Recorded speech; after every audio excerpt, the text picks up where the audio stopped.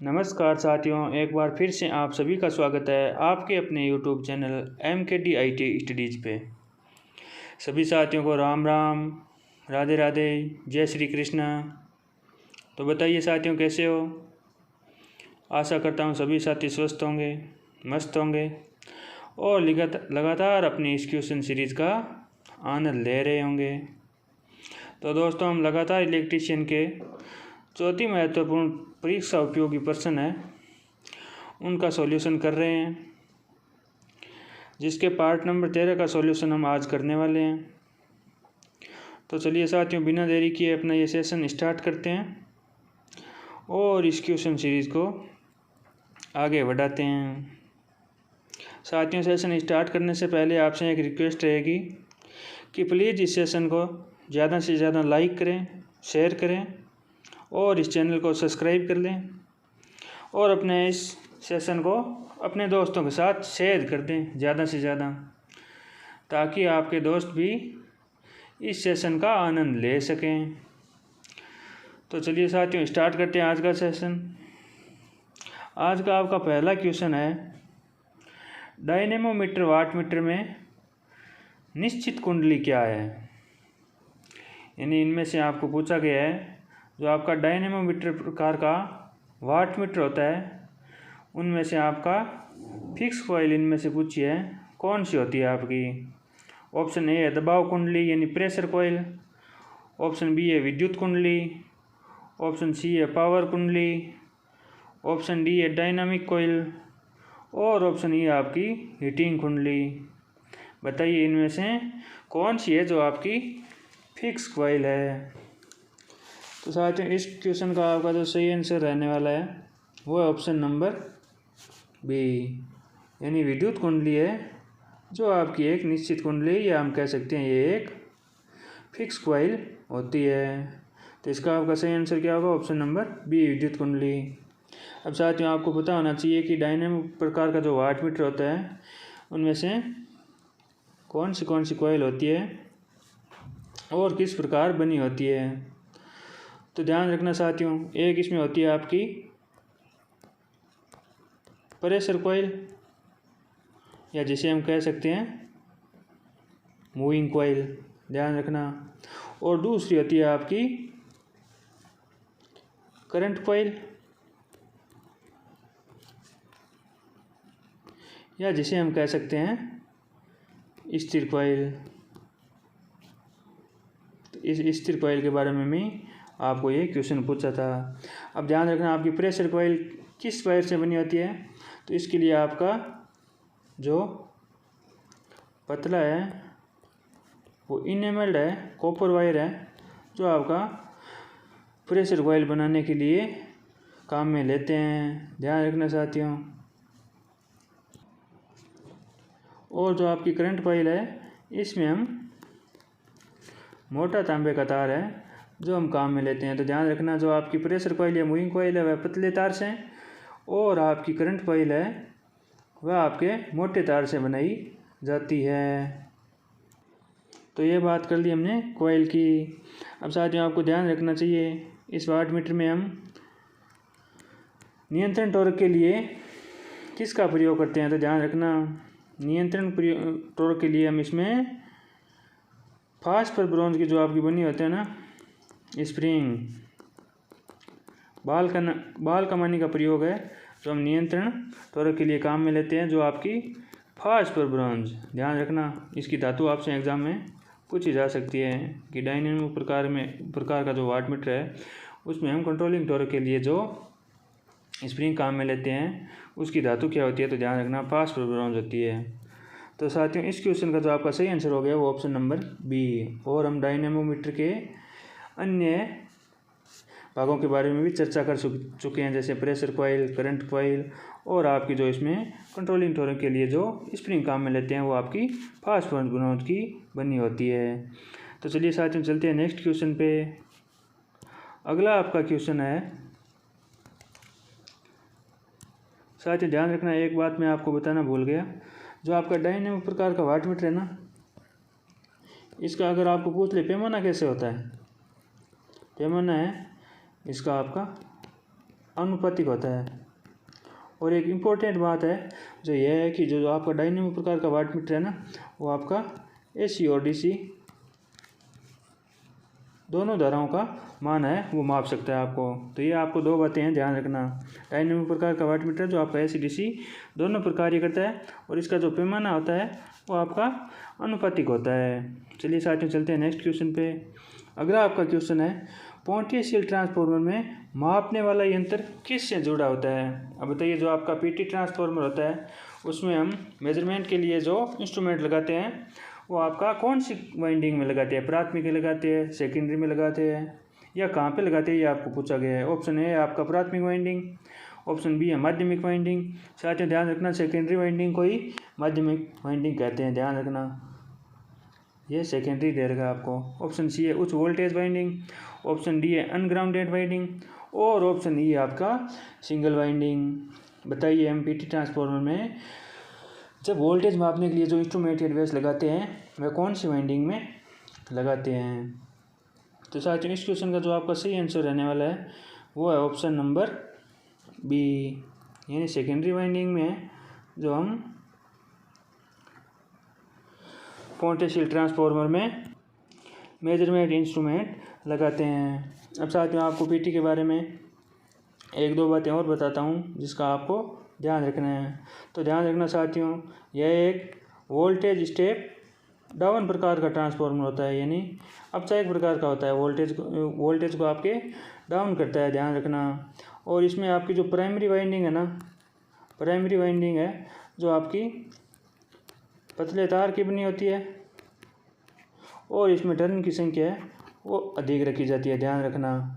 और जबकि इसकी सेकेंडरी वाइंडिंग होती है ना, सेकेंडरी वाइंडिंग में आपका मोटे तार की बनी होती है, और इसके टर्न है जो आपके कम रखे जाते हैं, या आप कह सकते हैं 1 या 2 टर्न ही रखे जाते हैं। तो ये बात कर ली हमने PT की।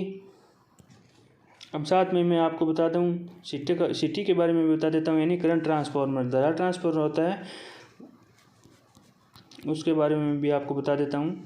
धारा ट्रांसफार्मर होता है वो आपका एक वोल्टेज है वो स्टेप अप प्रकार का होता है, यानी इसमें वोल्टेज है वो सेकेंडरी में ज़्यादा होते हैं और प्राइमरी में कम होते हैं। जबकि पोटेंशियल ट्रांसफार्मर में आपके सेकेंडरी में वोल्टेज कम होते हैं जबकि प्राइमरी में ज़्यादा होते हैं। तो ध्यान रखना, इसकी जो प्राइमरी है करंट ट्रांसफार्मर की वो जस्ट इसका उल्टा हो जाएगा, यानी इसमें मोटे तार होंगे और कम लपेटे, यानी 1 या 2 टर्नी होंगे, और सेकेंडरी में पतला तार होगा और आपके अधिक लपेटे होंगे। तो ये आपको CT और PT के बारे में पता होना चाहिए। इस क्वेश्चन का आपका सही आंसर हो गया ऑप्शन नंबर बी, यानी सेकेंडरी वाइंडिंग को हम क्या कहते हैं, माध्यमिक वाइंडिंग कहते हैं। चलिए चलते हैं नेक्स्ट क्वेश्चन पे। अगला आपका क्वेश्चन है, आवर्ती प्रतिक्रिया के साथ कौन सा युग्मन न्यूनतम हस्तक्षेप उत्पन्न करता है। अब बताइए, फ्रीक्वेंसी रिएक्शन के साथ है वो आपका कौन सा कपलिंग है जो इसमें कम प्रतिबाधा उत्पन्न करता है, ये आपको पूछा गया है। ऑप्शन ए है RC युग्मन, यानी register capacitor coupling, option B है ट्रांसफार्मर कपलिंग, ऑप्शन सी है डायरेक्ट कपलिंग, ऑप्शन डी है प्रतिबाधा कपलिंग, और ऑप्शन ई है आपका इनडायरेक्ट कपलिंग। अब बताइए, इनमें से न्यूनतम प्रतिबाधा या न्यूनतम स्टेप है वो कौन सा पैदा करता है आपको, ये आपको पूछा गया है। बताइए साथियों क्या रहेगा इसका करेक्ट आंसर। तो साथियों इसका आपका जो करेक्ट आंसर रहने वाला है वो है ऑप्शन नंबर सी। इन जो आपकी डायरेक्ट कपलिंग होती है ना, वह एकदम न्यूनतम हस्तक्षेप उत्पन्न करती है। साथियों डायरेक्ट नाम देखते ही आपको पता चल गया होगा कि यानी डायरेक्ट ये सीधा कपलिंग हो रखा है, इसमें किसी भी प्रकार का बीच में अवरोधक नहीं है। RC में आपका रजिस्टर और कैपेसिटर होगा, ट्रांसफार्मर बीच में ट्रांसफार्मर लगेगा तो कुछ न कुछ हानि होगी। प्रतिबाधा में आपके बीच में इम्पीडेंस युक्त घटक लग जाएंगे तो आपकी कुछ न कुछ हानि होगी। और इनडायरेक्ट कपलिंग ये आपका ऑप्शन है नहीं, तो आपका आंसर हो गया सही। डायरेक्ट कपलिंग में है जो आपका न्यूनतम प्रतिबाधा उत्पन्न होती है, या हम कह सकते हैं कि इसमें आवर्ती प्रतिक्रिया में आपका जो एकदम कम है जो आपका डिस्टोर्शन होता है। तो इस क्वेश्चन का आपका सही आंसर हो गया ऑप्शन नंबर सी। चलिए दोस्तों चलते हैं नेक्स्ट क्वेश्चन पे। साथियों प्लीज़ इस सेशन को अपने दोस्तों के साथ शेयर करें, ज़्यादा से ज़्यादा शेयर करें ताकि आपके दोस्त भी इस सेशन का फ़ायदा उठा सकें। अगला आपका क्वेश्चन है, ऐसी सिंगल फेज एनर्जी मीटर किस इकाई में ऊर्जा को रिकॉर्ड करता है?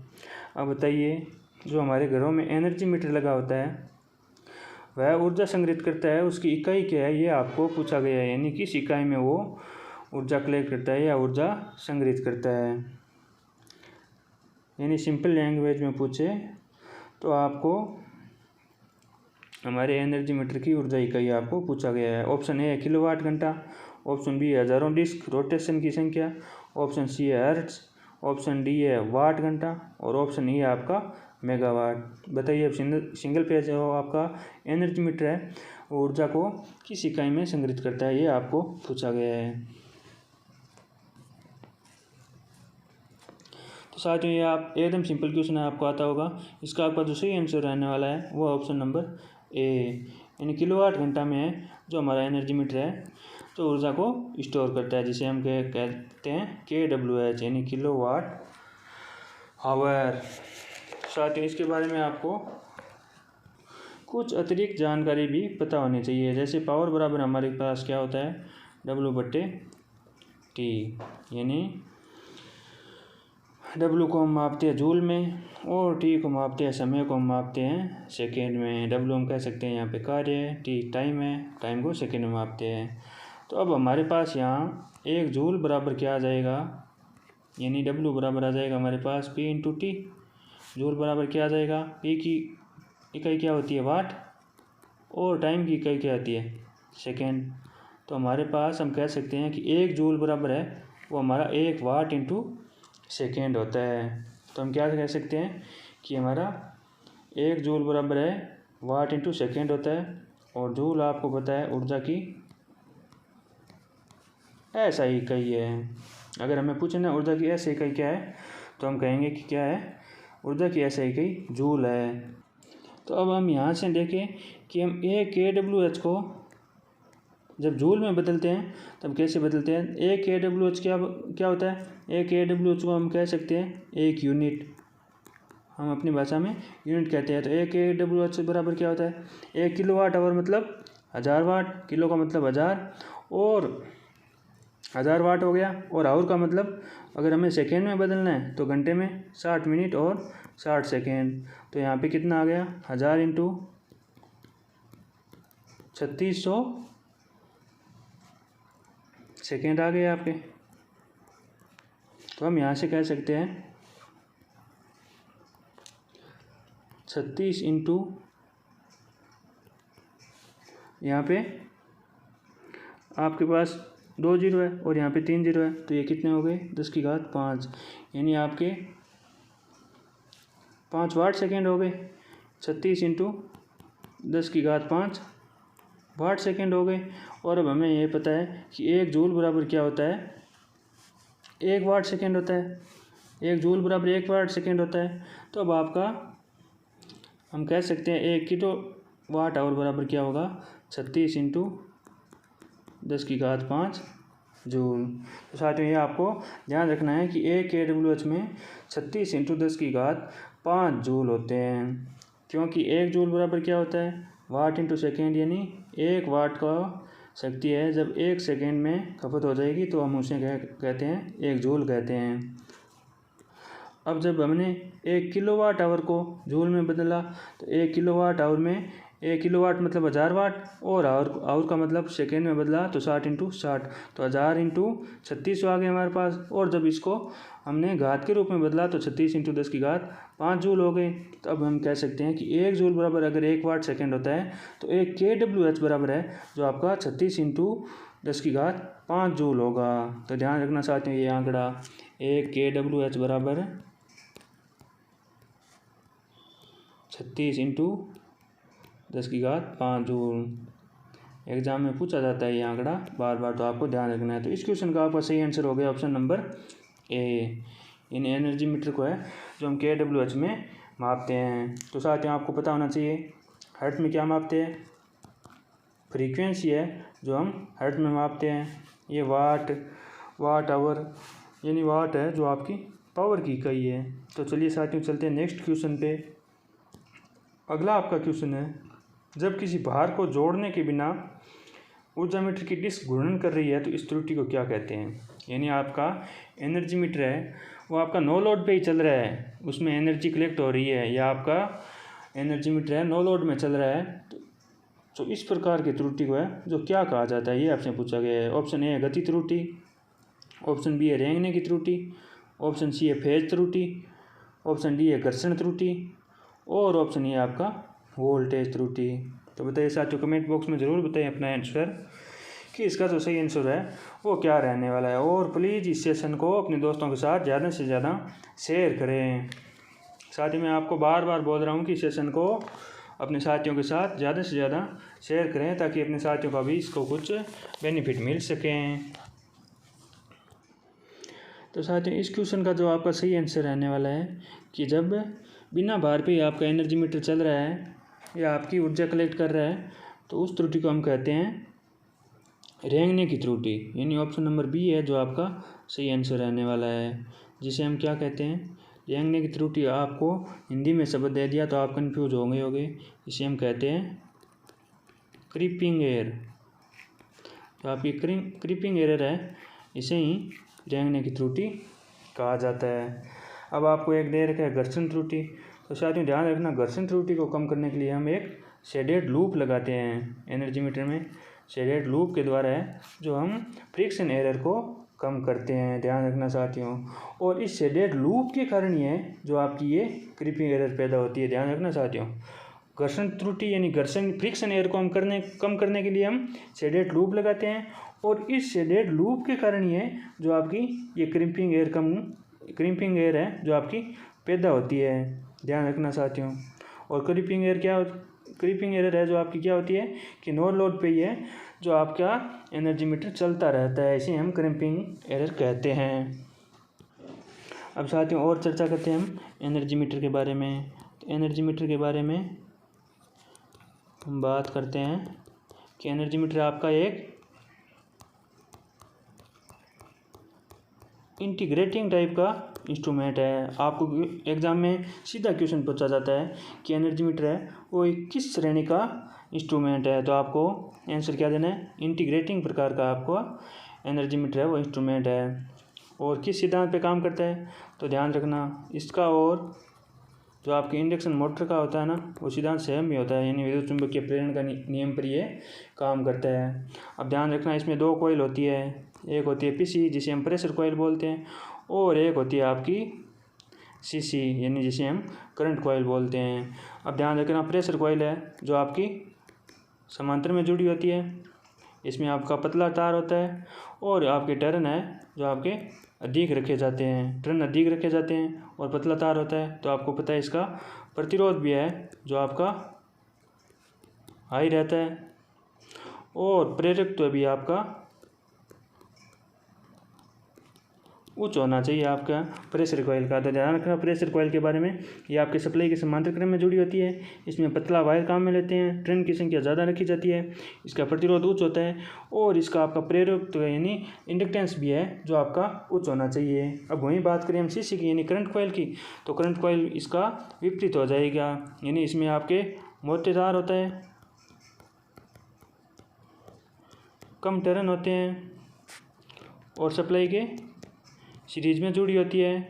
अगर मोटा तार और कम टर्न है तो आपका प्रतिरोध भी इसमें कम होता है, ध्यान रखना। ये सारी बातें सीसी के बारे में, करंट कॉइल के बारे में, मोटा तार, कम टर्न, सप्लाई के सीरीज में, और आपका इस प्रतिरोध है वो भी निम्न होता है। तो ये बात कर दी हमने एनर्जी मीटर की। तो साथियों इस प्रकार हम प्रत्येक क्वेश्चन के ऑप्शनों का विस्तृत हल कर रहे हैं जो कि हमें जानना अति आवश्यक है अपने आने वाले एग्जाम के लिए। तो इस क्वेश्चन का आपका सही आंसर हो गया साथियों ऑप्शन नंबर बी, यानी क्रीपिंग एयर को कम करने के लिए जो आपका एनर्जी मीटर है जो आपका बिना लोड के चल रहा है तो उसे हम क्रीपिंग एयर कहते हैं, ध्यान रखना साथियों। और क्रीपिंग एयर किसके कारण पैदा होती है ये आपको पता होना चाहिए, शेडेड लूप के कारण है जो आपकी क्रीपिंग एयर पैदा होती है।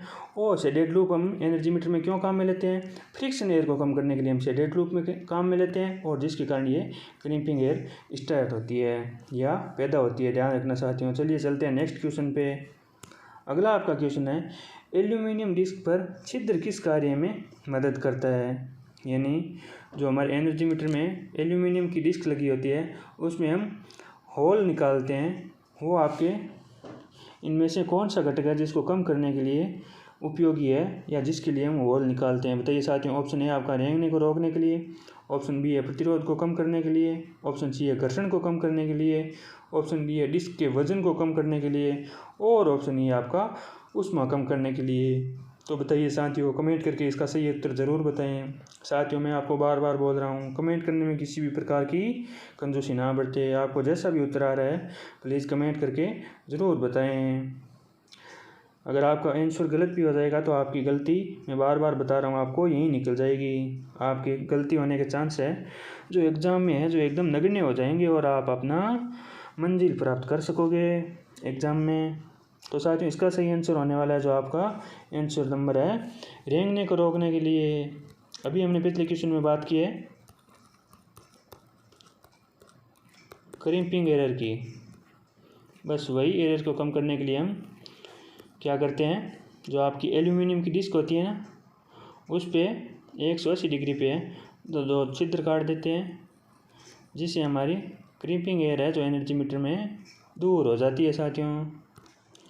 तो इस क्वेश्चन पे हम ज़्यादा टाइम वेस्ट नहीं करेंगे, क्योंकि इसके बारे में हम चर्चा पिछले क्वेश्चन में कर चुके हैं। यानी एल्यूमिनियम डिस्क पर जो आपका छिद्र निकालने का जो काम है वो हम जो आपकी क्रिम्पिंग एरर होती है, रेंगने की त्रुटि होती है, उसको कम करने के लिए करते हैं। अब ध्यान रखना, घर्षण को कम करने के लिए मैं आपको बता चुका हूँ क्या, शेडेड लूप है जो आपकी काम में लेते हैं, और इसके कारण ही आपकी क्रिम्पिंग एयर पैदा होती है। और क्रिम्पिंग एयर को कम करने के लिए हम एल्यूमिनियम डिस्क पर है जो 180 डिग्री पे 2 छिद्र निकालते हैं। तो इस क्वेश्चन का आपका सही आंसर हो गया ऑप्शन नंबर ए।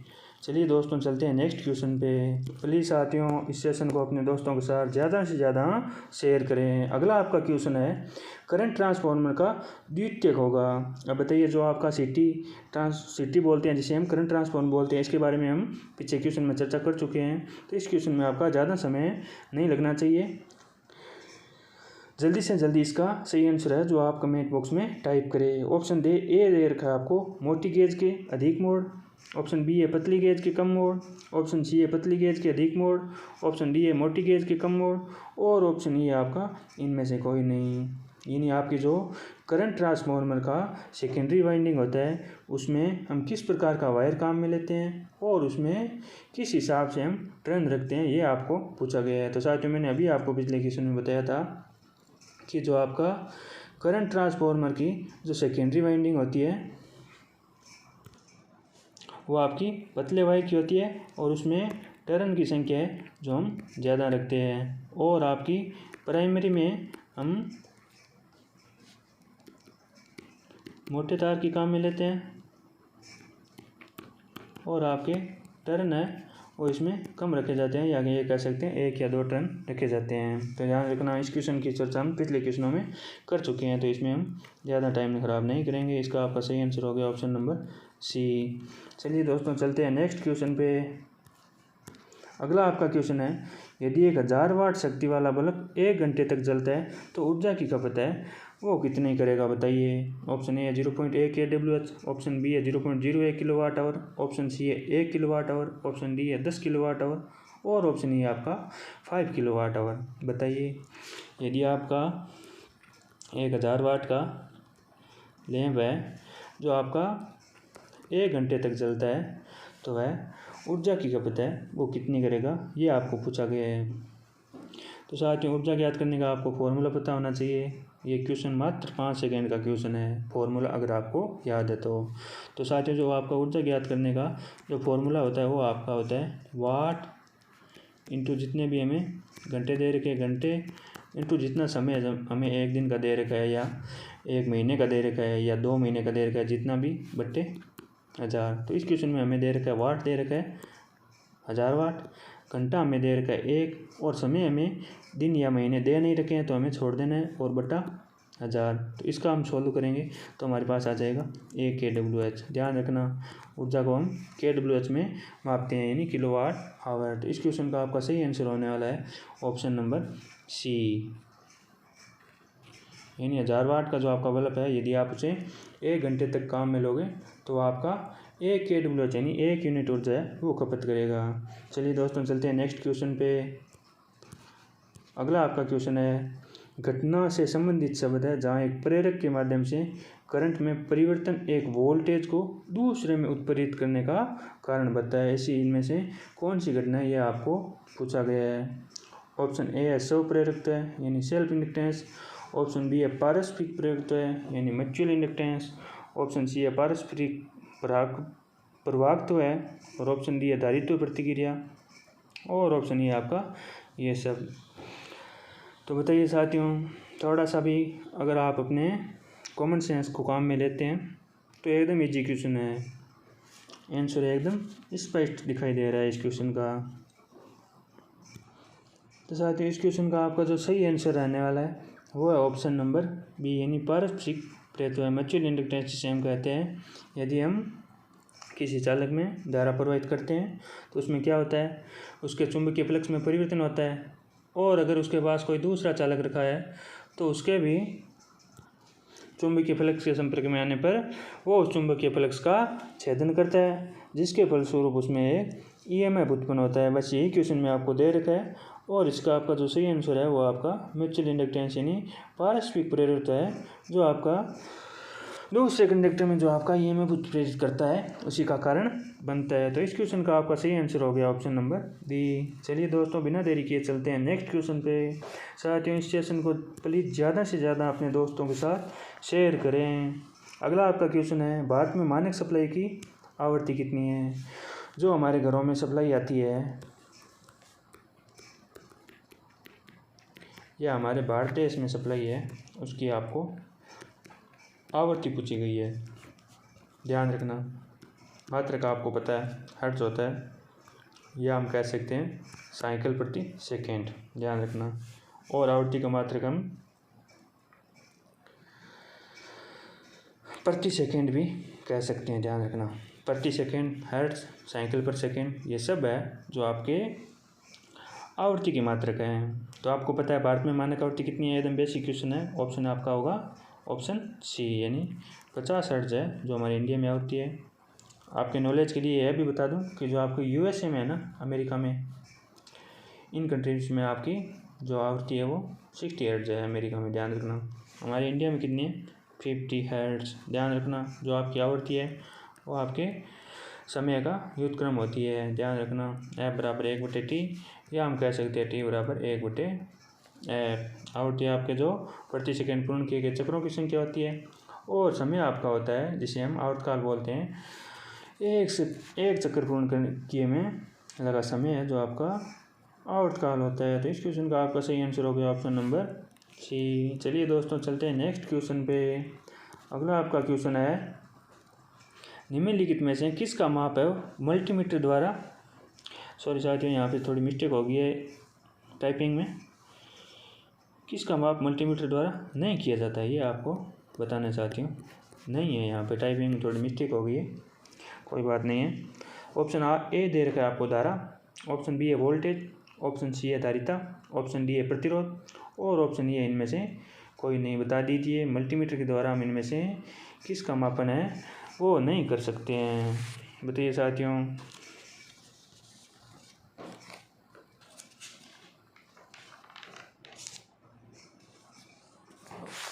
तो साथियों आपको पता है मल्टीमीटर को हम क्या कहते हैं, मल्टीमीटर को हम एवियोमीटर भी कहते हैं। ए का मतलब ये धारा माप सकता है, वी का मतलब ये वोल्टेज माप सकता है, ओ का मतलब ओम मतलब प्रतिरोध माप सकता है, लेकिन हम मल्टीमीटर से धारिता नहीं माप सकते। तो इस क्वेश्चन का आपका सही आंसर होगा option number C.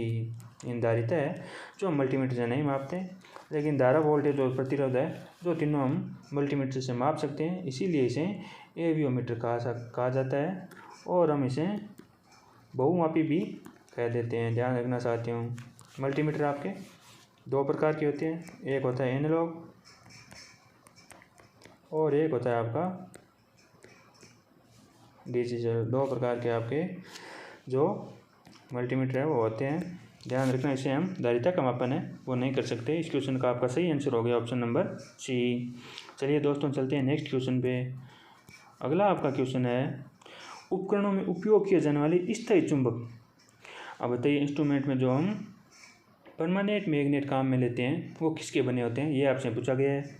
Option A है कच्चा लोहा जिसे हम ढलुआ लोहा भी बोल देते हैं, नरम लोहा भी बोल देते हैं। ऑप्शन बी है इस्पात, ऑप्शन सी है एल्निको, ऑप्शन डी है वायु मिश्र धातु और ऑप्शन ई आपका एल्यूमिनियम। बता दीजिए साथियों, स्थायी चुंबक है वो हम कौन से पदार्थ बना सकते हैं या किस पदार्थ को उपयोग है जो हम स्थायी चुंबक बनाने के लिए ज़्यादातर काम में लेते हैं, ये आपको पूछा गया साथियों। एकदम बेसिक क्वेश्चन है, आपका गलत नहीं आना चाहिए। प्लीज़ इसका सही आंसर है जो आप कमेंट बॉक्स में जल्दी से जल्दी टाइप करें ताकि हम जल्दी से जल्दी अगले क्वेश्चन पे पहुंच सकें। तो साथियों आपको पता है स्थायी चुंबक बनाने के लिए हम कौन कौन से पदार्थ काम में लेते हैं, ये मैं आपको बता देता हूँ। स्थायी चुंबक बनाने के लिए हम निकिल काम में लेते हैं, कोबाल्ट भी हम स्थायी चुंबक बनाने के लिए काम में लेते हैं, मैग्नीशियम स्थायी चुंबक बनाने के लिए काम में लेते हैं। और ध्यान रखना सबसे ज़्यादा प्रयोग है जो हम स्थायी चुंबक बनाने के लिए एल्निको का करते हैं, जिसे एल्निको भी कहते हैं। एल्निको या एल्निको एक ही बात है, ध्यान रखना। कहीं कहीं पे आपको एल्निको दे देता है, कहीं कहीं आपको अल्निको दे देता है, ये एक ही बात है। तो इस क्वेश्चन का आपका सही आंसर रहने वाला है ऑप्शन नंबर सी। स्थायी चुंबक बनाने के लिए हम अल्निको का प्रयोग करते हैं। और साथियों हम साथ साथ आपको यह भी पता होना चाहिए कि हम कच्चे लोहा का प्रयोग और मिश्र धातुओं का प्रयोग है जो हम अस्थायी चुंबक बनाने के लिए काम में लेते हैं। ध्यान रखना साथियों, कच्चा लोहा नहीं, नरम लोहा जिसे हम ढलुआ लोहा बोलते हैं, या मिश्र धातु सिलिकॉन वगैरह भी होते हैं। सिलिकॉन का भी पदार्थ आपको ध्यान रखना चाहिए कि सिलिकॉन और लोहा मिश्रित है, सिलिकॉन और लोहे के मिश्रण से हम अस्थायी चुंबक बनाते हैं। और कच्चा लोहा भी आपका अस्थायी चुंबक बनाने के लिए काम में लेते हैं, जबकि हम स्थायी चुंबक बनाने के लिए अल्निको का ज़्यादातर प्रयोग करते हैं। और बाकी स्थायी चुंबक बनाने के लिए हम निकल भी काम में लेते हैं, कोबाल्ट, मैंगनीज और ये सारे पदार्थ हैं जो हम स्थायी चुंबक बनाने के लिए काम में लेते हैं। तो साथियों इस प्रकार हमने इस क्वेश्चन के सारे ऑप्शनों पर विस्तृत चर्चा कर ली है। चलिए चलते हैं बिना देरी किए नेक्स्ट क्वेश्चन पे। अगला आपका क्वेश्चन है 500 वाट का जो आपका टोस्टर है वो 30 मिनट तक चालू रखने पर उपयोग की गई ऊर्जा खपत आपको पूछा गया है। साथियों ध्यान रखना, यहाँ ऊर्जा खपत है वो आपकी किलो जूल में दे रखी है।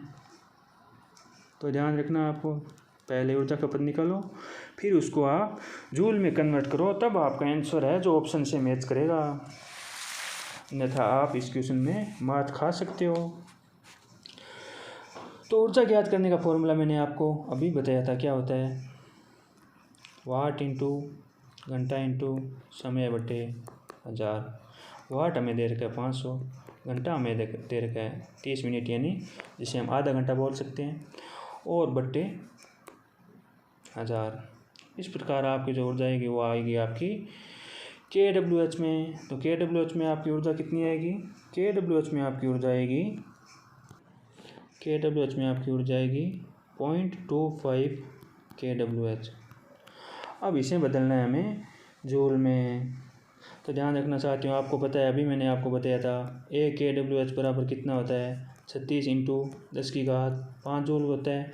तो जब हमें 0.25 kWh का मान निकालना है तो हम इससे गुणा कर देंगे। तो 36 इंटू 10⁵ इंटू 0.25। जब हम इसको सॉल्यूशन करेंगे तो हमारे पास कितना आ जाएगा, 900 किलो जूल है जो आपका सही आंसर आ जाएगा। इस प्रकार इस क्वेश्चन का आपका जो सही आंसर आने वाला है वो ऑप्शन नंबर डी, यानी पहले हमें जूल में निकालना है। तो इस प्रकार आपका 900 जूल आएगा। अब आपको मैं डायरेक्ट मेथड बता देता हूँ। ये तो अपना विस्तृत हल है, जिसे अगर हमें एग्जाम में डायरेक्ट मेथड याद न रहे तो इस प्रकार हम इसका सॉल्यूशन निकाल सकते हैं। अब मैं आपको बताता हूँ डायरेक्ट मेथड इसका, यानी आपको वाट दे रखा है कितना, 500 वाट दे रखा है। अब आपको पता है P बराबर क्या होता है, W/T होता है, और हमें P दे रखा है 500 वाट, हमें ज्ञात क्या करना है W। तो W बराबर क्या होगा, P इंटू T होगा। ये T इधर चला जाएगा तो P इंटू T होगा। तो P हमारे पास पावर है वो 500 वाट दे रखी है, समय हमारे पास 30 मिनट दे रखा है, और यहाँ पे हम समय को लेते हैं सेकेंड में, तो सेकेंड में बदलने की हम 60 से गुणा करेंगे। इस प्रकार ये एकदम एक लाइन में आपका आंसर आ गया। 500 इंटू 30 इंटू 60 बराबर भी आपका क्या आएगा, 900 किलो जूल ही आएगा। तो साथियों ध्यान रखना, ये हमारा डायरेक्ट मेथड, यानी इस सूत्र से भी हम इस क्वेश्चन को हल कर सकते हैं। लेकिन अगर एग्ज़ाम में आपको ये फॉर्मूला याद न रहे तो आप इससे ये डायरेक्ट निकाल सकते हो, वाट इंटू घंटे इंटू समय बटे 1000। और फिर आपको जूल में बदलने के लिए आपको पता है kWh में 36 इंटू 10⁵ जूल होती है, तो इसे गुणा करने पर आपका ये आंसर आ जाएगा। लेकिन ये हमारा मेथड है जो लॉन्ग हो जाएगा, इसलिए हमें शॉर्ट मेथड वाला ये फॉर्मूला भी याद रखना है ताकि हमारा आंसर है वो जल्द से जल्द निकल सके। और मुख्य उद्देश्य क्या होता है एग्ज़ाम में, जल्दी से जल्दी आंसर निकलना, यानी किसी भी क्वेश्चन का आंसर है वो हम कितना जल्दी दे पाते हैं ये हमारे सिलेक्शन पे डिपेंड करता है। और यही हमें अन्य लोगों से आगे रखता है कि हमें किस क्वेश्चन का आंसर है जो कितना फास्ट है दे सकते हैं। तो इस क्वेश्चन का आपका सही आंसर हो गया ऑप्शन नंबर डी। चलिए दोस्तों चलते हैं नेक्स्ट क्वेश्चन पे। अगला आपका क्वेश्चन है, बाह्य चुंबकीय क्षेत्र हटा लिए जाने पर भी किसी माध्यम में शेष चुंबकत्व को क्या कहा जाता है, बताइए। यदि हम किसी माध्यम में या किसी कंडक्टर में विद्युत धारा प्रवाहित करवा रहे हैं तो उसमें चुंबकीय क्षेत्र पैदा हो रहा है। अगर हम उस वोल्टेज सोर्स या करंट सोर्स को हटा लेते हैं फिर भी उसमें आपका चुंबकत्व है वो बचा रहता है, शेष चुंबकत्व रहता है, उसे हम क्या कहते हैं ये आपको पूछा गया है। यानी अवशिष्ट चुंबकत्व को क्या कहा जाता है, साफ साफ बात कहूँ तो ये आपको पूछा गया है। ऑप्शन ए दे रखा आपका इलास्टेंस, ऑप्शन बी है कंडक्टेंस, ऑप्शन सी है रेमेंसेंस, ऑप्शन डी है रिलक्टेंस और ऑप्शन ई आपका सस्पेंटेंस। बताइए साथियों कमेंट बॉक्स में ज़रूर जल्द से जल्द इस क्वेश्चन का उत्तर बताएं क्या रहने वाला है इसका सही आंसर। तो साथियों इसका जो सही आंसर रहने वाला है वो आपका ऑप्शन नंबर सी रेमेंसेंस है। वो आपका किसी भी कंडक्टर या किसी भी माध्यम में शेष चुंबकत्व होता है उसको प्रदर्शित करता है जिसे हम रेमेंसेंस कहते हैं। तो इस क्वेश्चन का आपका सही आंसर हो गया ऑप्शन नंबर सी। अब आपको पता होना चाहिए रिलक्टेंस क्या होता है। ये आपका होता है जो चुंबकीय फ्लक्स होता है ना उसके मार्ग में बाधा उत्पन्न करता है। यानी जिस प्रकार प्रतिरोध आपका विद्युत धारा के मार्ग में बाधा उत्पन्न करता है उसी प्रकार आपका चुंबकीय फ्लक्स के मार्ग में है जो आपका रिलक्टेंस है बाधा उत्पन्न करता है, जिसे हम हिंदी में प्रतिष्ठम भी कहते हैं। और इसका मात्रक आपको ध्यान रखना है एम्पीयर टर्न प्रति वेबर होता है और इसका एक अन्य मात्रक होता है आपका हेनरी भी इसी का मात्रक होता है। तो ध्यान रखना, ये बात कर ली हमने रिलक्टेंस की। रिलक्टेंस का आपको फॉर्मूला भी ध्यान रखना चाहिए, RM बराबर FM बट्टा फाई। FM आपका मैग्नेटिक मोटिव फोर्स है यानी चुंबकीय वाहक बल है और फाई है आपका फ्लक्स। और इसी फॉर्मूले से ये आपका इसका मात्रक निकलता है यानी मैग्नेटिक मोटिव फोर्स का एम्पीयर टर्न और फ्लक्स का आपका वेबर। तो ये हो गया आपका एम्पीयर टर्न प्रति वेबर। तो ये हमने बात कर ली रिलक्टेंस की और इस क्वेश्चन का आपका सही आंसर हो गया ऑप्शन नंबर सी। चलिए दोस्तों चलते हैं नेक्स्ट क्वेश्चन पे। और अगला आपका क्वेश्चन है, ट्रांसफार्मर में कोर के चुंबकीकरण परिवर्तन के कारण निम्न में से कौन सी हानियाँ होती है, बताइए। जो आपकी ट्रांसफार्मर की कोर होती है उसमें आपका मैग्नेटिज्म जो हानियाँ होती है आपकी चुंबकीकरण परिवर्तन के कारण, जो आपकी चुंबकित और विचुंबकित होने की जो आपकी प्रवृत्ति दर्शाती है वो कौन सी हानियाँ होती है ये आपको पूछा गया है। ऑप्शन ए आपका कॉपर हानि, ऑप्शन बी है एडी करंट हानि, ऑप्शन सी है हिस्टैरिसीस हानि, ऑप्शन डी है स्ट्रे हानि और ऑप्शन ई है आपकी डिवैद्युतिक हानि। अब बताइए साथियों चुंबकित विचुंबकित का जो आपकी प्रकृति है वो इनमें से कौन सी हानि है वो दर्शाती है, ये आपको पूछा गया है।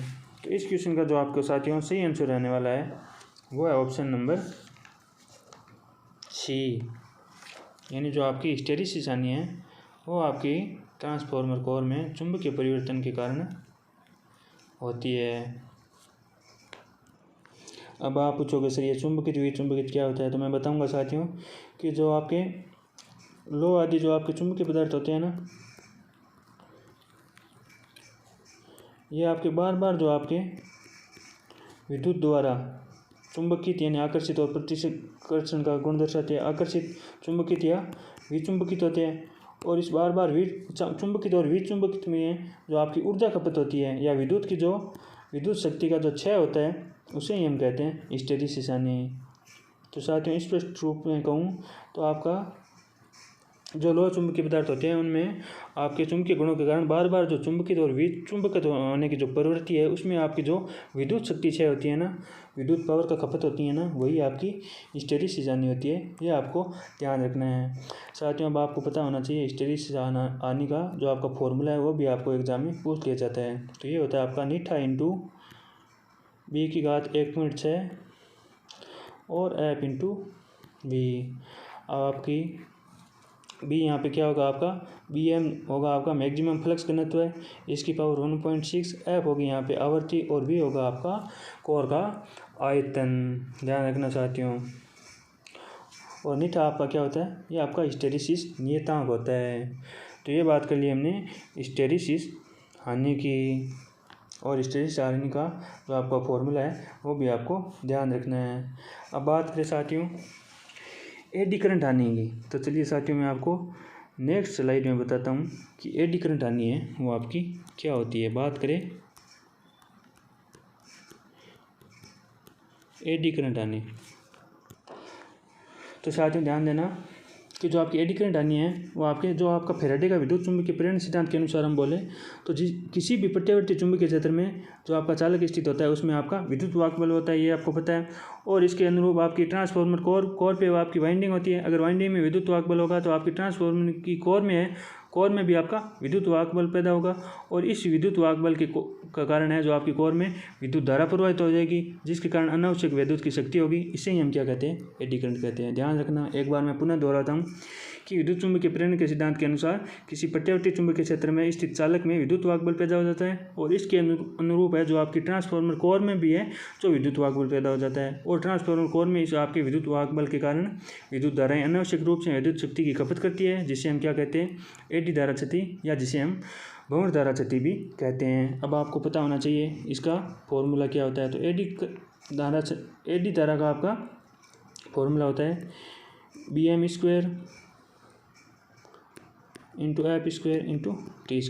बी आपका यहाँ पे मैक्सिमम फ्लक्स घनत्व है, एफ आपकी आवर्ती का, और टी आपका हो गया समय है। ध्यान रखना ये आपके मैक्सिमम फ्लक्स घनत्व की स्क्वायर के समानुपाती होती है, फ्रीक्वेंसी के वर्ग के समानुपाती होती है, और टाइम के भी आपके वर्ग के समानुपाती होती है। तो आपको एग्जाम में सिंपल क्वेश्चन अगर आपको एग्जाम में पूछेगा तो ये पूछ लेगा कि आपकी एडी धारा क्षति है वो आपके इनमें से किसके समानुपाती होती है, ये आपको पूछ सकता है। तो ध्यान रखना आपकी हिस्टैरिसीस हानि वो आपकी फ्रीक्वेंसी और आयतन के समानुपाती थी, लेकिन यहाँ पे आपका फ्रीक्वेंसी के वर्ग के समानुपाती है जो आपकी एडी धारा क्षति है। ध्यान रखना, इसमें आप कंफ्यूज हो सकते हैं कौन सी वर्ग के समानुपाती है और कौन सी सीधे फ्रीक्वेंसी के समानुपाती है। तो ध्यान रखना जो आपकी एडी करंट क्षति है वो आपकी टाइम और फ्रीक्वेंसी के वर्ग के समानुपाती होती है, और फ्लक्स घनत्व का भी आपका वर्ग होता है। तो इस प्रकार इस क्वेश्चन का जो आपका सही आंसर हो गया था वो हो गया था ऑप्शन सी, हिस्टैरिसीस हानि।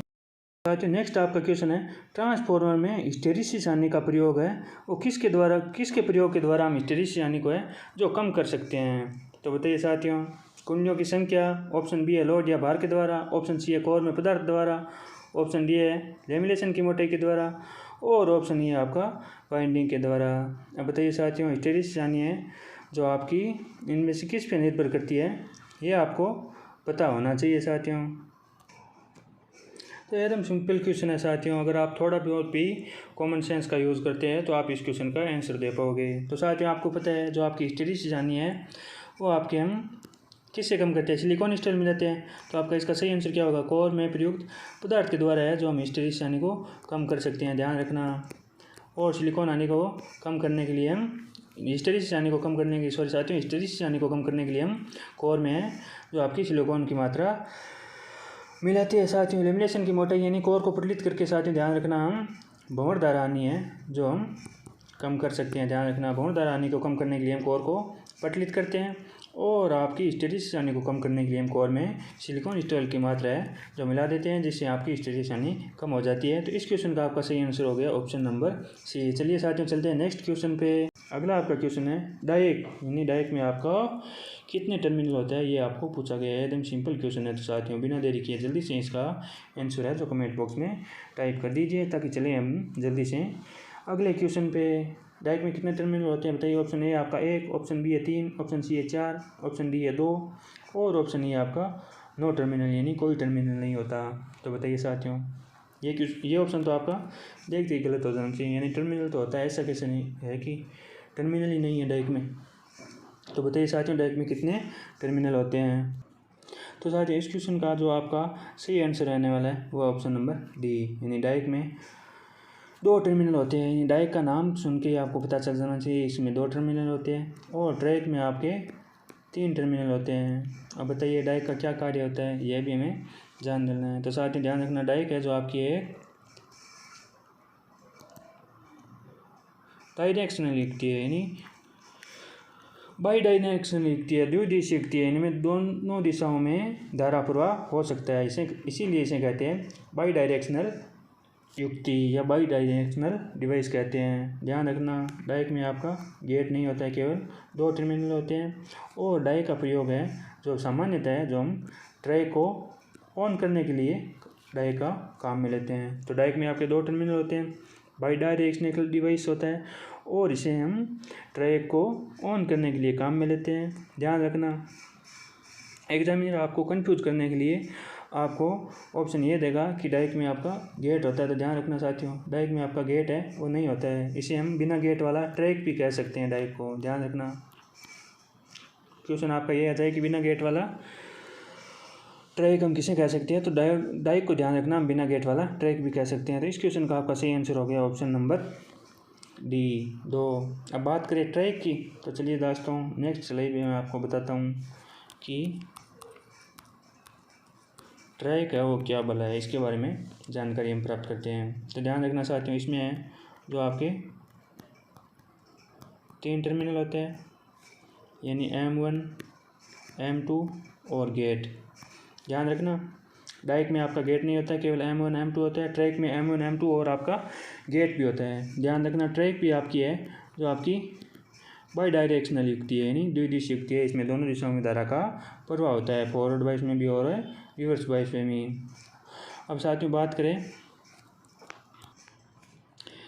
ट्रैक का प्रयोग कहाँ करते हैं। तो ट्रैक का प्रयोग हम ध्यान रखना इंडक्शन मोटर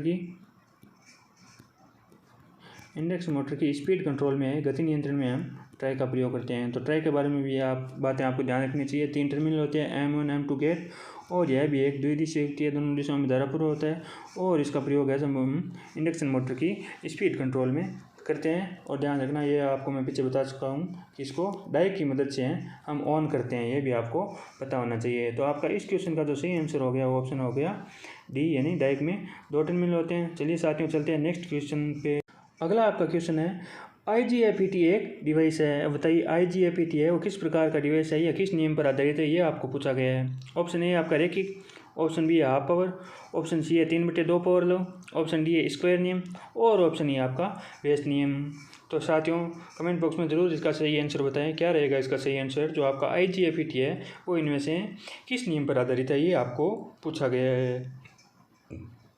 तो साथियों इसका जो आपका सही आंसर रहने वाला है वो है ऑप्शन नंबर डी, यानी जो आपका IGFET है वो आपके स्क्वायर रूल पे आधारित है। जो आपका स्क्वायर रूल होता है ना, इस पे आपका IGFET है वो डिपेंड करता है। अब ध्यान रखना IGFET की फुल फॉर्म क्या होती है, तो आपको पता रहना चाहिए insulated gate field effect transistor. ध्यान रखना insulated gate field effect transistor जो आपकी IGFET की फुल फॉर्म होती है, और ये स्क्वायर नियम पर काम करता है, ये आपको पता रहना चाहिए। तो चलिए साथियों चलते हैं नेक्स्ट क्वेश्चन पे। अगला आपका क्वेश्चन है अनडैम्प्ड ऑसिलेशन का आयाम रहता है। अब बताइए जो आपका अनडैम्प्ड ऑसिलेशन होता है उसका आयाम कैसे रहता है, इसका एम्पलीट्यूड है वो आपका किस प्रकार का होता है, ये आपको पूछा गया है। ऑप्शन ए है समय के साथ घटता है, ऑप्शन बी है समय के साथ बढ़ता है, ऑप्शन सी है स्थिर रहता है, ऑप्शन डी है शून्य रहता है, या ऑप्शन ए आपका अनंत होता है। बताइए। तो साथियों अनडैम्प्ड नाम देखते ही आपको पता होना चाहिए कि इसमें किसी भी प्रकार की डोपिंग नहीं है, किसी भी प्रकार की अशुद्धि नहीं है, ये आपको पूछा गया है। यानी अर्धचालक पदार्थों की चालकता बढ़ाने के लिए हम उनमें अशुद्धि मिलाते हैं, जिसे हम क्या कहते हैं, डोपिंग कहते हैं। तो इस प्रकार का जो आपका अनडैम्प्ड ऑसिलेशन का जो आपका आयाम रहता है वो रहता है इस तरह, यानी इस क्वेश्चन का जो आपका सही आंसर रहने वाला है वह है ऑप्शन नंबर सी, यानी अनडैम्प्ड ऑसिलेशन का जिस ऑसिलेशन में हम अशुद्धि का प्रयोग नहीं करते हैं उसका जो आपका आयाम है वो एकदम स्थिर रहता है। तो चलिए साथियों चलते हैं नेक्स्ट क्वेश्चन पे। अगला आपका क्वेश्चन है AF एम्पलीफायर में प्रयुक्त सबसे सामान्य प्रकार की आपकी कपलिंग कौन सी होती है, ये आपको पूछा गया है। AF एम्पलीफायरों में सबसे सामान्य प्रकार की कपलिंग है जिसे हम हिंदी में युग्मन बोलते हैं, ये आपको पूछा गया है। ऑप्शन ए है डायरेक्ट कपलिंग, ऑप्शन बी है LC कपलिंग, ऑप्शन सी है RC कपलिंग, ऑप्शन डी है ट्रांसफार्मर कपलिंग, और ऑप्शन ये आपका इनडायरेक्ट कपलिंग। तो बताइए साथियों AF एम्पलीफायरों में हम किस प्रकार की कपलिंग है जो काम में लेते हैं, यह आपको पूछा गया है। साथियों प्लीज़ इस सेशन को ज़्यादा से ज़्यादा अपने दोस्तों के साथ शेयर करें, लाइक करें और अपने इस चैनल को सब्सक्राइब करें। तो साथियों इस क्वेश्चन का जो आपका सही आंसर रहने वाला है वो है ऑप्शन नंबर सी, यानी जो आपका आरसी कपलिंग है, जिसे हम रेसिस्टर कैपेसिटर कपलिंग बोलते हैं, उसका प्रयोग है जो हम एएफ एम्पलीफायरों में सामान्य रूप से करते हैं। रजिस्टर कैपेसिटर जो आपका कपलिंग होता है ना, उसका प्रयोग हम एएफ एम्पलीफायरों में ज़्यादातर करते हैं। ध्यान रखना एलसी कपलिंग होता है आपका इंडक्टर कैपेसिटर कपलिंग, यानी इस कपलिंग में आपके एक इंडक्टर और एक कैपेसिटर लगा होता है, और आरसी कपलिंग में आपका एक प्रतिरोधक और एक कैपेसिटर लगा होता है। तो इस प्रकार आपके इस क्वेश्चन का सही आंसर हो गया ऑप्शन नंबर सी। चलिए दोस्तों चलते हैं नेक्स्ट क्वेश्चन पे। अगला आपका क्वेश्चन है, किसी क्रिस्टल पर यांत्रिक प्रतिबल और विकृति लगने पर क्रिस्टल में एक ईएमएफ प्रेरित होता है जो कहलाता है। बताइए साथियों, ये आपका क्रिस्टल ऑसिलेटर का क्वेश्चन है। ध्यान रखना आपके ऑसिलेटर में क्रिस्टल ऑसिलेटर है वो सबसे महत्वपूर्ण भूमिका रखता है। ज़्यादातर क्वेश्चन है जो आपको क्रिस्टल ऑसिलेटर से ही आपके एग्जाम में बार बार पूछे जाते हैं। तो साथियों ध्यान रखना, जब किसी भी पदार्थ में हमें यांत्रिक बल या तनाव के कारण विभव उत्पन्न होता है ना, किसी भी पदार्थ पे हम जब यांत्रिक बल लगाते हैं या उस पर तनाव लगाते हैं जिसके कारण उसमें ईएमएफ उत्पन्न होता है ना, उसे हम क्या कह सकते हैं, उसे हम कह सकते हैं पीजो इलेक्ट्रिक प्रभाव। और इसी प्रभाव पे जो आपका क्रिस्टल ऑसिलेटर है वो आपका कार्य करता है, यानी यांत्रिक प्रतिबल और तनाव के कारण है जिन पदार्थों में आपका विभव उत्पन्न होता है, यांत्रिक बल और तनाव के कारण जिन पदार्थों में आपका ईएमएफ उत्पन्न होता है, उस प्रभाव को हम पीजो इलेक्ट्रिक प्रभाव कहते हैं। और इसी इफेक्ट पे आपका जो क्रिस्टल ऑसिलेटर है वो कार्य करता है। तो इस प्रकार इस क्वेश्चन का आपका सही आंसर हो गया ऑप्शन नंबर डी। चलिए साथियों चलते हैं नेक्स्ट क्वेश्चन पे। अगला आपका क्वेश्चन है, 415 वोल्ट आरएमएस की एसी आपूर्ति द्वारा प्राप्त अधिकतम मान क्या होगा। यानी आपको एसी सप्लाई का आरएमएस मान है वो आपको दे रखा है 415 वोल्ट है।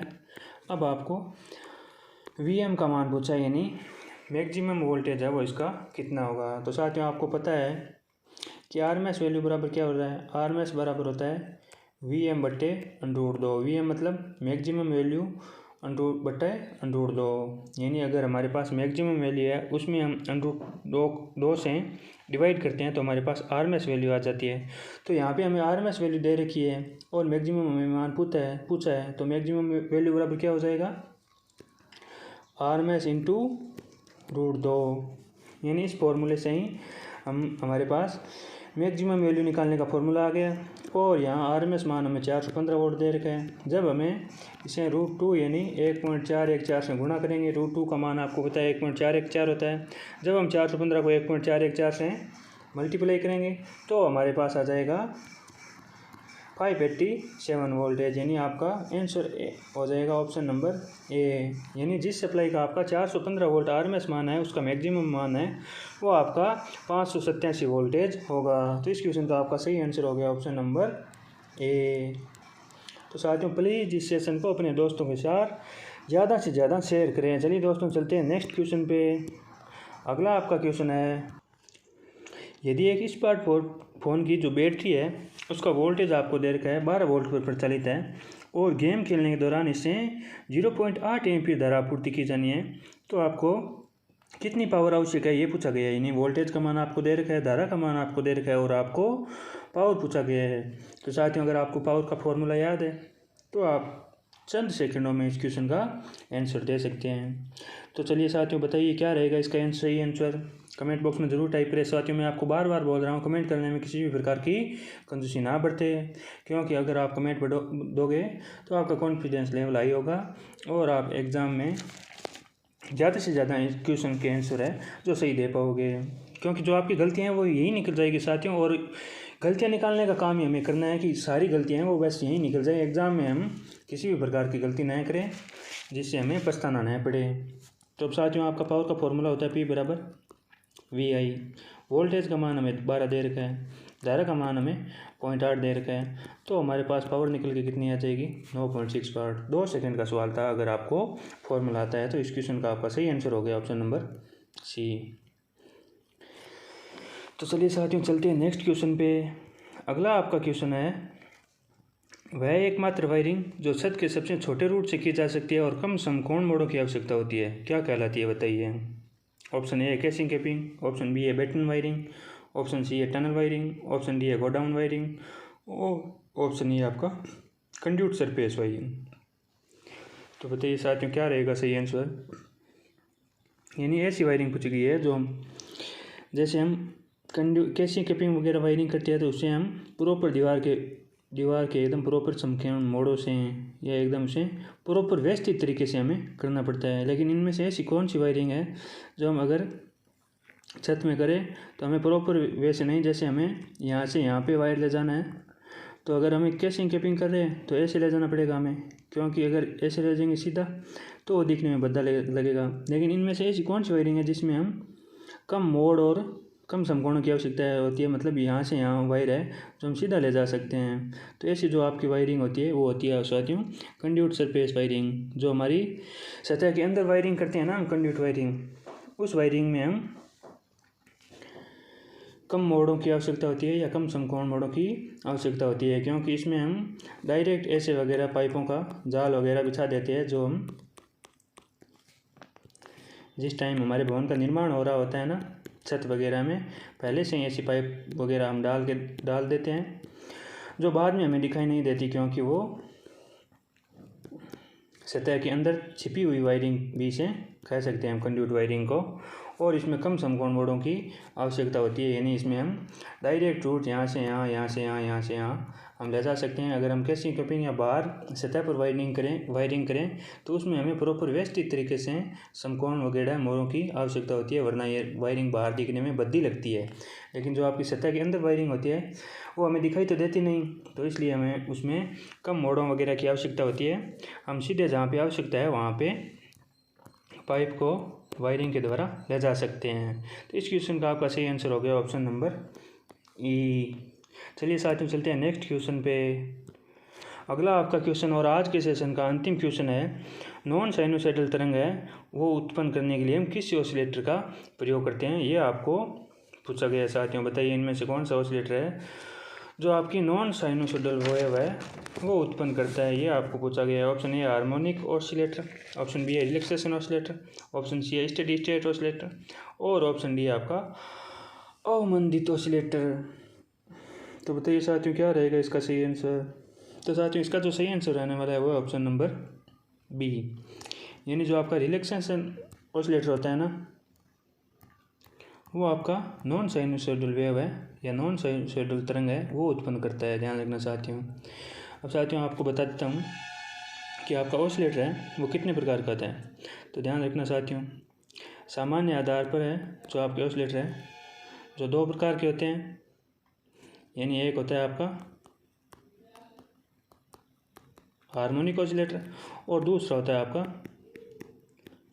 रिलैक्सेशन ऑसिलेटर, जिसका जो हमारा इस क्वेश्चन का आंसर है। तो साथियों ध्यान रखना, रिलैक्सेशन ऑसिलेटर है जो आपका नॉन साइनोसाइडल वेव उत्पन्न करता है और जो आपका हार्मोनिक ऑसिलेटर होता है वो आपका साइनोसाइडल वेव उत्पन्न करता है। एक दूसरे के व्युत्क्रम है, ये भी आपको ध्यान रखना साथियों। और साथियों ध्यान रखना जो आपका हार्मोनिक ऑसिलेटर होता है इसमें ऊर्जा का प्रवाह है जो आपका एक एक्टिव कंपोनेंट से पैसिव कंपोनेंट की ओर होता है, और आपका रिलैक्सेशन ऑसिलेटर होता है उसमें आपका ऊर्जा का एक्टिव कंपोनेंट से पैसिव कंपोनेंट की तरफ है जो आपकी प्रवाहित नहीं होती है, वो आपकी एक्सचेंज होती है। तो अगर सिंपल शब्दों में कहूँ तो आपके हार्मोनिक ऑसिलेटर में जो आपकी ऊर्जा है वो आपके सक्रिय घटक से निष्क्रिय घटक की तरफ प्रवाहित होती है, और जो आपकी रिलैक्सेशन ऑसिलेटर होता है ना उसमें ऊर्जा है जो आपकी सक्रिय घटक से पैसिव घटक में या आपका निष्क्रिय घटक होता है उसमें एक्सचेंज होती है, यानी बदल दी जाती है, उसमें प्रवाहित नहीं होती है। तो ध्यान रखना साथियों, जो आपका हार्मोनिक ऑसिलेटर है वो साइनोसाइडल वेव उत्पन्न करता है, जो रिलैक्सेशन ऑसिलेटर है वो आपका नॉन साइनोसॉइडल वेव है जो आपका उत्पन्न करता है। तो साथियों ये हमने देख लिया सामान्य आधार पर वो आपके ऑसिलेटर है वो दो प्रकार के होते हैं।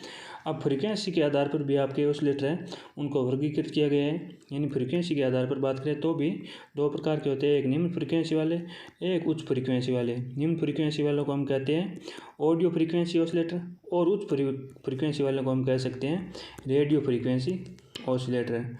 तो साथियों चलो मैं अगली स्लाइड में आपको बता ही देता हूँ ऑसिलेटर्स के बारे में। एक फ्रीक्वेंसी के आधार पर एक हो गया आपका निम्न और एक हो गया उच्च। निम्न को हम कहते हैं ऑडियो फ्रीक्वेंसी ऑसिलेटर और उच्च को कहते हैं हम रेडियो फ्रीक्वेंसी ऑसिलेटर। तो ध्यान रखना ये भी आपके निम्न या ऑडियो फ्रीक्वेंसी ऑसिलेटर भी आपके दो प्रकार के होते हैं, एक होता है आपका फेज शिफ्ट और एक होता है आपका Wien bridge oscillator. Phase shift oscillator और वेन ब्रिज ऑसिलेटर। और आपके उच्च आवृत्ति ऑसिलेटर या हम कह सकते हैं रेडियो फ्रीक्वेंसी ऑसिलेटर है वो आपके चार प्रकार के होते हैं। एक होता है आपका हार्टले ऑसिलेटर, एक होता है आपका कोलपिट्स ऑसिलेटर, तीसरा होता है आपका क्लेप ऑसिलेटर और चौथा होता है जो आपसे सबसे इम्पोर्टेंट भी होता है जिसे हम कहते हैं क्रिस्टल ऑसिलेटर। तो ये हमने ऑसिलेटर के वर्गीकरण की बात कर ली। यानी सामान्य आधार पर दो प्रकार के आपके हार्मोनिक और रिलैक्सेशन और फ्रीक्वेंसी के आधार पर भी दो प्रकार के होते हैं आपके निम्न आवृत्ति ऑसिलेटर या उच्च आवृत्ति ऑसिलेटर। निम्न आवृत्ति ऑसिलेटर को हम ऑडियो फ्रीक्वेंसी ऑसिलेटर भी कह देते हैं और उच्च आवृत्ति ऑसिलेटर को हम रेडियो फ्रीक्वेंसी ऑसिलेटर भी कह देते हैं। फिर आगे बात की हमने निम्न आवृत्ति ऑसिलेटर की। तो निम्न आवृत्ति ऑसिलेटर भी आपके दो प्रकार के होते हैं, एक फेज शिफ्ट ऑसिलेटर और एक वेन ब्रिज ऑसिलेटर। और फिर हमने बात की उच्च आवृत्ति ऑसिलेटर की।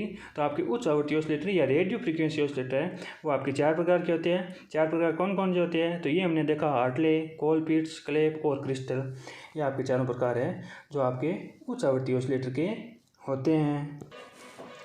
तो साथियों ये हमने आज के सेशन के सारे क्वेश्चन हैं जो सॉल्यूशन कर लिए हैं। तो साथियों कमेंट बॉक्स में ज़रूर बताएं कि आपको आज की क्लास के जो क्वेश्चन हैं वो कैसे लगे और अपना अनुभव है जो कमेंट बॉक्स में अवश्य शेयर करें और इस सेशन को अपने दोस्तों के साथ ज़्यादा से ज़्यादा शेयर करें ताकि आपके दोस्तों को भी इस सेशन का या जो हम ये अति महत्वपूर्ण परीक्षा उपयोगी प्रश्न जो कर रहे हैं इनका उनको भी बेनिफिट मिल सके। तो साथियों आज का सेशन हुआ हमारा समाप्त। मिलेंगे नए सेशन में नए क्वेश्चन सीरीज के साथ और नए प्रश्नों के साथ, एक नए उम्मीद, नए जोश, नए जुनून के साथ, नए सूर्य के साथ। तब तक सभी साथियों को नमस्कार, राम राम, राधे राधे, जय श्री कृष्णा। थैंक यू दोस्तों।